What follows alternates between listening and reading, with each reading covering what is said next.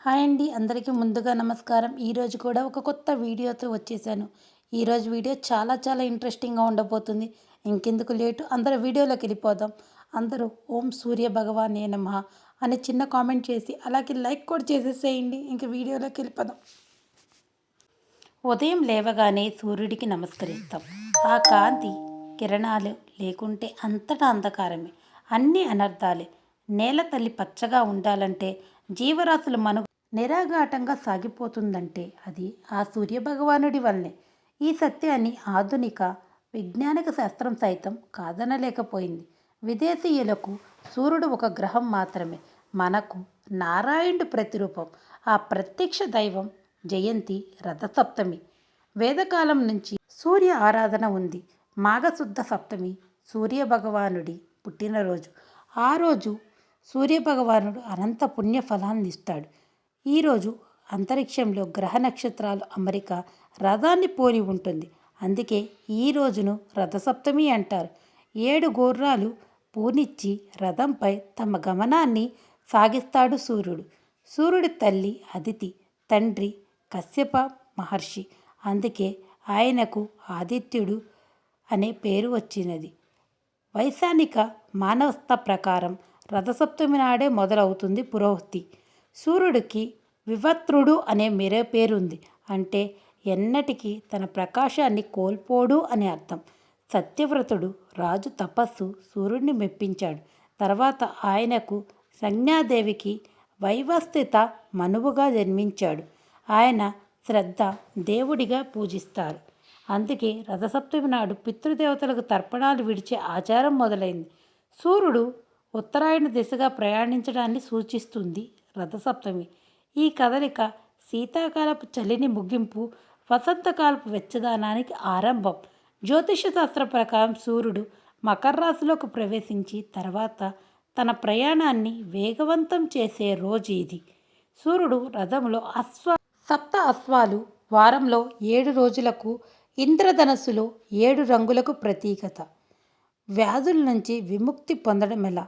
రథసప్తమి నాడు సూర్యభగవాన్ని ఆరాధించకపోయినట్లయితే దేహంలో ధాతువులు లోపించడం వల్ల వచ్చే రోగాలు, కళ్ళు, ముక్కు, చెవి సమస్యలు, జ్వరాలు, తల, మెదడు, ఊపిరితిత్తులు, గుండె సంబంధిత అనారోగ్యాలు, అజీర్ణం, మొలలు మొదలగున్న తదితర ఇబ్బందులతో పాటు రక్తంలో ఏర్పడే దోషాలు, వెన్ను ఎముకలు, మర్మ అవయవాలకు సంబంధించిన అనారోగ్యాలు నయమవుతాయని సూర్యపురాణం చెబుతుంది.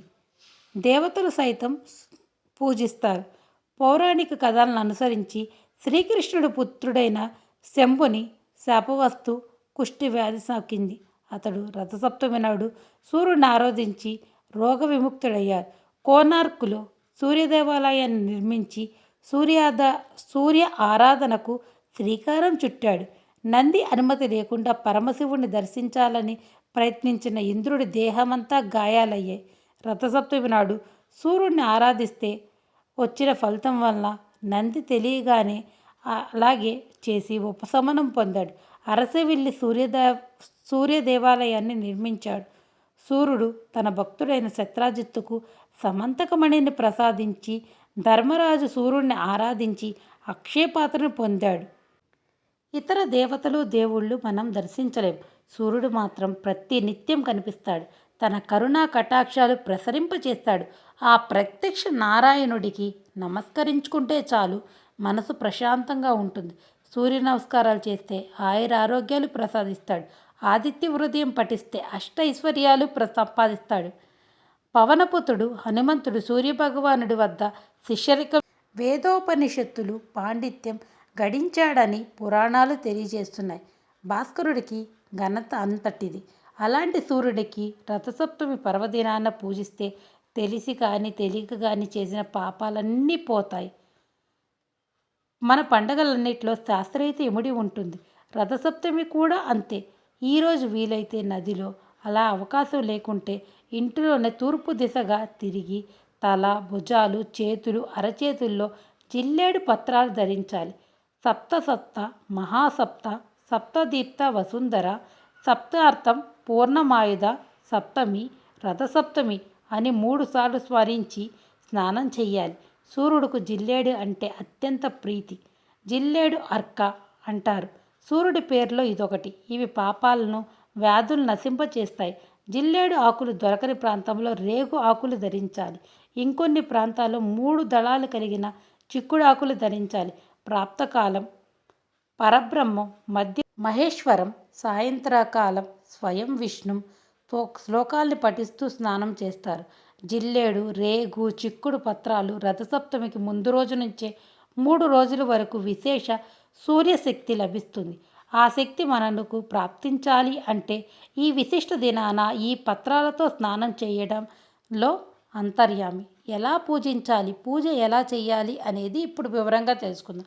రథసప్తమి రోజున 4 చిక్కుడుకాయలను పుల్లలతో గుచ్చి చతురస్రాకారంలో రథాన్ని తయారు చేయాలి.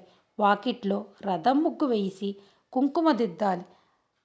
అలాగే రాళ్ళ పొయ్యి ఏర్పాటు చేసి మట్టి కుండలో పాయసం చేసి పొంగలి చేసి చిక్కుడాకుల్లో నైవేద్యం సమర్పించండి.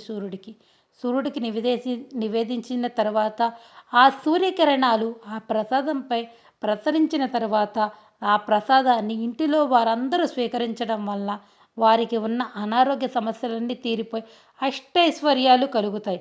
ఇంట్లో సూర్యుని చిత్రపటాన్ని పూలతో అలంకరించండి. సూర్య స్తోత్రం, ఆదిత్య స్తోత్రం, సూర్యాష్టకం పఠించండి. ఈ రోజున సూర్య నమస్కారాలు చేస్తే మరింత మంచిది. ఈ రోజున చేసే ధర్మాలకు అధిక పుణ్య ఫలితాన్నిస్తాయి. అనారోగ్యంతో బాధపడేవారు రథసప్తమి రోజున చిక్కుడుకాయలతో చేసిన రథాన్ని సూర్యుడికి సమర్పిస్తే ఆరోగ్యం కుదుట పడుతుందని విశ్వాసం. మరీ ముఖ్యంగా ఈ రథసప్తమి రోజు ఏ రాశి వారు ఏ రంగు వస్త్రములు ధరించి ఏమి దానం చేస్తే వారికి మంచి శుభ ఫలితాలు కలుగుతాయి ఇప్పుడు తెలుసుకుందాం.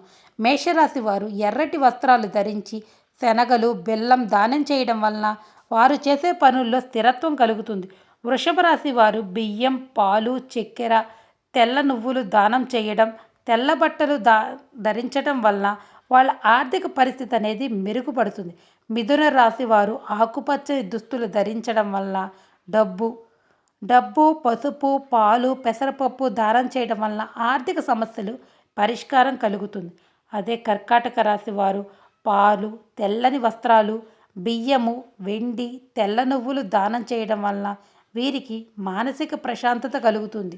సింహరాశి ఈ రాశికి అధిపతి సూర్యుడు కాబట్టి వారు గోధుమలు, తేనె, చిక్కీలు, దుప్పట్లు, బెల్లము దానం చేయడం వలన సమాజంలో గౌరవ ప్రతిష్టలని పెరుగుతాయి. కన్యారాశి వారు ఆకుపచ్చ కూరగాయలు గోవుకి ఆహారంగా తినిపించడం, పప్పు ధాన్యాలు దానం చేస్తే ఆరోగ్యానికి మంచిది.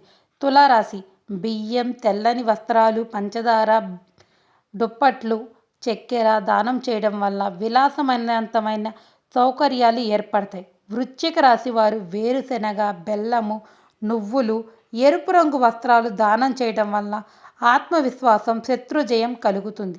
ధనస్సు రాశి పసుపు రంగు వస్త్రాలు, శనగపిండి, పప్పులు, ధాన్యాలు దానం చేస్తే జ్ఞానం, శ్రేయస్సు కలుగుతుంది. మకర రాశి వారు నల్ల నువ్వులు, లడ్డు, దుప్పట్లు, నల్లని దుప్పటి, నూనె, నల్ల నువ్వులు, ఇనుపు ఇవి దానం చేయడం వల్ల శని ప్రభావం తరిగి వారికి సూర్యశక్తి లభిస్తుంది. కుంభరాశి వారు నల్ల నువ్వులు, నల్లని వస్త్రాలు, తోలు, బూట్లు, ఉసిరిపప్పు, కిచిడి, నువ్వులు, బియ్యము, శివాలయంలో నువ్వుల నూనె ఇవ్వడం వలన వారికి ఉన్న శని ప్రభావం అనేది తగ్గి సూర్యశక్తి లభించి అనుకున్న పనులన్నీ నెరవేరుతాయి. మీనరాశి వారు పసుపు, ఆవాలు, శనగపప్పు, వస్త్రాలు, బియ్యము, పప్పు, నువ్వులు, పసుపు పండ్లు, పసుపు రంగు వస్త్రాలు దానం చేయడం వలన వారికి ఆర్థిక స్థితి అనేది మెరుగుపడుతుంది.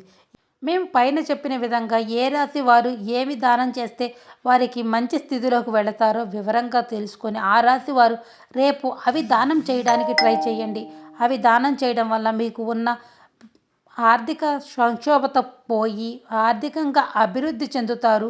అలాగే మానసిక ప్రశాంతత ఉంటుంది. ఆ సూర్య అనుగ్రహం మీ మీద పడుతుంది. ఇంకా మరిన్ని మంచి వీడియోల కోసం లైక్ చేయండి, షేర్ చేయండి, సబ్స్క్రైబ్ చేయండి, అలాగే కామెంట్ చేయండి. ఓం నమో సూర్యభగవానే అని కామెంట్ చేయండి. అలాగే సబ్స్క్రైబ్ చేయండి. సబ్స్క్రైబ్ చేసినప్పుడు పక్కనే ఉన్న బెల్ ఐకాన్ ప్రెస్ చేయడం ద్వారా మేము ఏ కొత్త వీడియో పెట్టిన నోటిఫికేషన్ ద్వారా మీ వరకు చేరుతుంది. మీరు ఏ ఒక్క వీడియో కూడా మిస్ అవ్వకుండా ఉంటారు. Please like, share and subscribe to my channel. రేపు మరొక వీడియోతో మీ ముందుకు వస్తాము. అప్పటి వరకు సెలవు. Please like, share and subscribe to my channel. జై శ్రీరామ్. సర్వే జన సుఖినో